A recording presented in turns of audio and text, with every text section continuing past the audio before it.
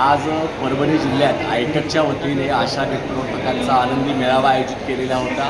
या मेळाव्यासाठी महाराष्ट्राच्या आरोग्य राज्यमंत्री मेघनाताई बोर्डीकर या ठिकाणी आलेल्या होत्या। त्यांना आयटक संघटनेच्या वतीने आशा प्रवर्तकांचे प्रश्न या ठिकाणी आपण दिले आणि त्या ठिकाणी आपण सांगितलं की जे प्रश्न आशा प्रवर्तकांचे आहेत त्यामध्ये गटप्रवर्तकांचा कंत्राटी कर्मचाऱ्याचा मुद्दा त्यांना समजून सांगितला।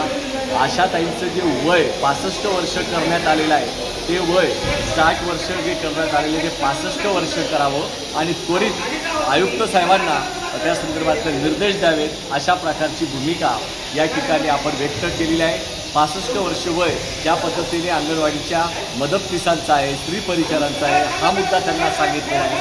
आणि तिसरा मुद्दा जो आहे अंशकालीन स्त्री परिचारांना ज्या पद्धतीने 3000 रुपयात राबवून घेतले जाते त्यांच्यावर अन्याय होतोय, त्यांना त्वरित या 21,000 रुपयाचा राज्याचा जो प्रस्ताव आहे तो प्रस्ताव त्वरित मंजूर करावा आणि महाराष्ट्रातील अंशकालीन स्त्री परिचार आरोग्य विभागातल्या 10,586 आहेत त्यांना न्याय द्यावा।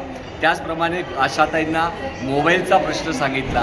ज्या आत्महत्या महाराष्ट्रामध्ये आशांच्या वाढलेल्या आहेत त्या आत्महत्या रोखण्यासाठी त्याच्यावरती होत असलेल्या आत्महत्येची चौकशी करावी अशा प्रकारची मागणी त्यांच्याकडे केलेली आहे। दीपावली बोनसची मागणी त्यांच्याकडे केलेली आहे आणि त्यांनी आश्वासन दिलेले की या सर्व प्रश्नावरती संघटनेच्या सोबत मंत्रालयात मीटिंग करू आणि 60 वर्षाची जी काही मान्यता आहे 65 वर्ष करण्यासंदर्भात त्यांनी आदरणीय आयुक्त साहेबांना या ठिकाणाहूनच फोन केलेला आहे। तो निर्णय लवकर व्हावा यासाठी आयटकच्या वतीने आशा गटप्रवर्तक संघटनेच्या वतीने आम्ही पाठपुरावा करत आहोत। आरोग्य विभागातल्या आशा गटप्रवर्तक अंशकालीन स्त्री परिचर या सगळ्यांचे प्रश्न आज आरोग्यमंत्र्यांच्या समोर राज्यमंत्र्यांसमोर मांडलेले आहेत। त्याच्यात न्याय मिळेल अशी अपेक्षा व्यक्त करतो आणि आपण सर्व आयटक असेल कृती समिती असेल सगळ्यांनी या पुढच्या काळात पाठपुरावा करून आपल्यावर होणाऱ्या अन्यायाच्या विरोधात लढण्याचा संघर्ष करण्याचा निर्धार कॉम्रेड अण्णाभाऊ साठे जयंतीच्या दिवशी आपण निर्धार करूया असं आपलं आवाहन करतो। आजचा आनंदी मेळावा